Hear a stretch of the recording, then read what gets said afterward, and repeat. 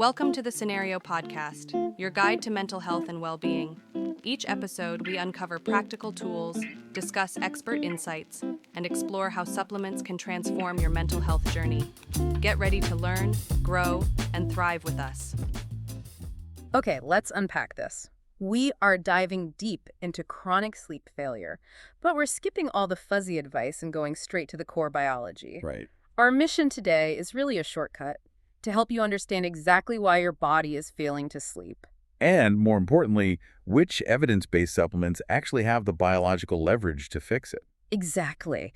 We're treating insomnia not as some vague mood problem, but as a measurable physiological error. That's the critical shift. People who struggle, they often just say, oh, it's stress. Of course. But our research shows that these problems are traceable. They come back to specific biological systems like internal clocks or temperature controls that are just failing to shift at the right time. So if you can identify which system is failing for you, you can stop guessing. You can start intervening with precision. I love that. It makes the whole process feel less overwhelming. It should. So let's lay out the roadmap. We'll cover those 4 key failure mechanisms first. And then we'll get into the targeted solutions, and we'll categorize them by which pathway they actually influence. Perfect.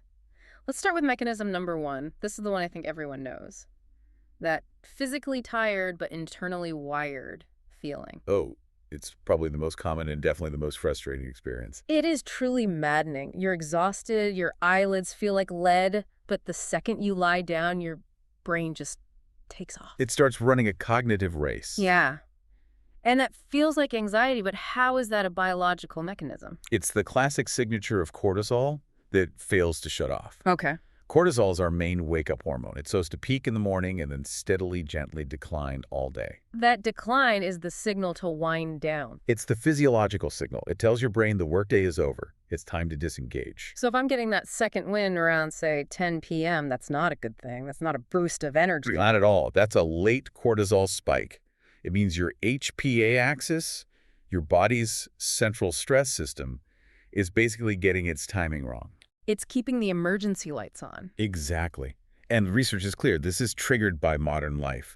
Evening work, late caffeine, constantly checking notifications. Inconsistent bedtimes. All of it. Yeah. It creates this timing error. You feel exhausted, but your biochemistry is screaming at your brain that it's high noon. Wow, okay, so that's the high alert problem. But what if the internal clock itself is just off? Well, that brings us right to mechanism number 2, melatonin that arrives too late.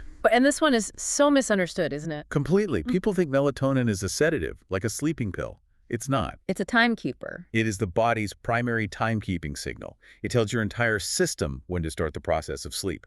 If that signal is late, your whole sleep window just gets pushed forward. So you're lying in bed at 11 p.m. trying to sleep, but your body thinks it's, what, 8 p.m.? Precisely. And the signature symptom of that is the true night owl pattern. You can't fall asleep until after midnight. And then you wake up feeling completely groggy and out of sync. Because you missed your optimal window. The root cause here is a lack of anchoring. We need morning sunlight, ideally within 30 minutes of waking up to set that clock. And without that, plus all the screen time at night, the melatonin signal just gets pushed back and back. Your body is basically living in the wrong time zone. Got it. Okay, moving on to failure number 3. GABA signaling that underperforms. This is really about the brain chatter, isn't it? This is the internal restlessness issue, 100%. GABA is our main inhibitory neurotransmitter. Or the brake pedal. It's the brain's primary brake pedal. To go to sleep, GABA has to step in and reduce all that neuronal firing, letting the thinking part of your brain power down. And if that brake pedal is spongy, the body's tired, but the mind just keeps going. Perfect analogy. Weak GABA function leads to shallow sleep or, so frustratingly, waking up after just an hour or two because the brain never really shut down properly. What causes that weakness? The sources point to chronic stress, high inflammation, certain nutrient deficiencies. And there was one thing the research flagged that's so important, the alcohol rebound effect. Oh, absolutely. Alcohol feels like it helps because it initially boosts GABA. You feel drowsy. Right. But as your body metabolizes it, a few hours later, you get a severe rebound. It slams the brakes on GABA function. Which is why people who have a drink to relax often wake up bolt upright at 3 a.m. Yep, feeling keyed up and restless. It's a classic GABA system reversal. That makes perfect sense. Okay, finally, the last piece of this puzzle. Temperature, that does not drop on time. This is a big one. and it's fundamental. It's a non-negotiable requirement for deep sleep. Really? To get into those stable, slow-wave sleep stages, your core body temperature must drop by about 2 or 3 degrees Fahrenheit. If it doesn't, deep sleep just can't stabilize. I think the signs are pretty obvious, right? Feeling agitated, kicking off the blankets, waking up sweaty. Exactly. Your body is literally fighting its own ability to get deep sleep. And the usual culprits are things like late, intense exercise, big spicy meals too close to bed. And alcohol again. Alcohol again, it messes with the body's ability to dissipate heat. And of course, a bedroom that's just too warm. Okay, so there are 4 pathways. Cortisol making you wired, melatonin making you late, GABA causing chatter, and temperature causing instability. That's the framework. So let's get to the good part, the targeted solutions, because the research is so specific about matching the right tool to the right problem. Let's do it. We'll start with solutions for that cortisol shutdown pathway, getting that hyper-alert brain to just settle down. First on the list is L-theanine. The dose here is between 100 to 300 milligrams. L-theanine is superb. It's my go-to for this because it doesn't cause sedation. It just reduces the mental noise. How does it do that? It works by increasing alpha wave activity in the brain. That's the brain state you see with meditation or calm focus. It applies the cognitive brakes without knocking you out. Then we have magnesium, which feels foundational, but the research is specific. Glycinate or L-threonate at 200 to 400 milligrams. Why those forms? Right, so magnesium is a general calming agent, but we like glycinate because the glycine part is also calming, and it's much easier on the stomach. L-threonate is sometimes preferred because it's better at crossing the blood-brain barrier. So it's more targeted for cognitive calming. Exactly, reducing that evening sympathetic fight-or-flight activation. And for people whose issues are really driven by that HPA stress pattern, we have ashwagandha. Yes, but with a major caveat. Ashwagandha, specifically good extracts like sensoril or KSM-66, is an adaptogen. It's meant to normalize your cortisol curve. So you don't take it right before bed? No. The sources say to take it earlier in the day, with breakfast or lunch, to fix the curve long term. Okay. And just a quick note, phosphatidylserine is another strong one here, specifically for high nighttime cortisol. You take that one with dinner. Good to know. Let's shift to the timing problem, the melatonin pathway. I feel like we need to spend a minute here because the dosage insight just flies in the face of what's on every pharmacy shelf. It is absolutely vital we get this right. Melatonin is a signaling molecule. It's a hormone. It's designed to gently shift the clock, not to bludgeon you into sleep. And those 5 or 10 milligram doses are? They're pharmacologically massive. They just saturate the receptors, they distort your natural rhythm, and they often lead to grogginess and even rebound waking when the dose wears off. It's just too much. So what did the research say is the correct timing dose? The effective dose, the biologically appropriate dose, is extremely low. We're talking 0.3 to 1 milligram. That's it. That's it. That subtle amount is all you need to gently nudge the clock forward. You're using a timing wrench, not a sledgehammer. And crucially, this tool is basically useless without the external anchor. 100% correct. It has to be paired with consistent morning light. The rule is simple. You only fix the night if you fix the morning. Otherwise, any shift you get is just unstable. Let's move to GABA inhibition and that temperature drop. I noticed one amino acid, glycine, is listed as a major player for both. Glycine is deceptively simple, but it is so effective, especially at a 3-gram dose. It covers 2 bases at once. Okay. First, it's an inhibitory amino acid, so it directly supports the GABA system. It helps quiet that brain chatter and reduces nighttime awakenings. But how on earth does an amino acid help with body temperature? That seems wild. It's a really cool mechanism. Glycine supports thermoregulation by increasing peripheral blood flow. It subtly opens up the blood vessels in your hands and feet. Which lets your body radiate heat away from the core. Precisely. It's an active cooling effect, which is exactly what you need to stabilize deep sleep. It's a powerful 1-2 punch for depth and quieting the mind. We also have apigenin from chamomile, dosed at 25 to 50 milligrams. Yeah, apigenin is a really solid option for that initial transition into sleep.